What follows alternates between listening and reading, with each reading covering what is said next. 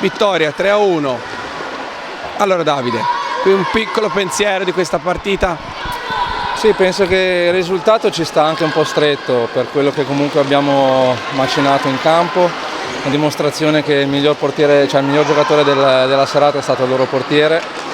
Noi dobbiamo continuare a lavorare così, però cercare di essere un po' più concreti, perché tante partite ce le complichiamo, fatichiamo, quando invece potremmo risolverle molto prima e giocare molto più serenamente. Quindi bisogna lavorare più anche in fase realizzativa, perché questa squadra ha bisogno dimostra di poter fare molti più gol di quelli che sta facendo.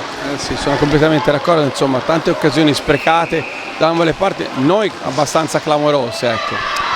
Sì, è proprio anche questione magari di insicurezza. Stasera la pista era tanto umida, quindi non eri magari in posizione corretta e quindi magari non ti trovavi sicuro e sprecavi tante occasioni che avevi creato, proprio anche per questione di tiri sbagliati, tiri non corretti.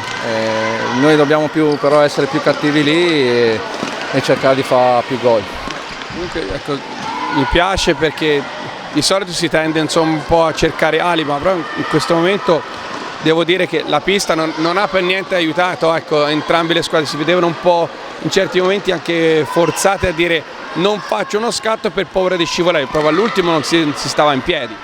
No, sì, quello la pista non ha certamente aiutato, però questa è e quindi dobbiamo lavorarci e metterci la testa non alla pista ma la testa alle cose che bisogna migliorare e a fare bene.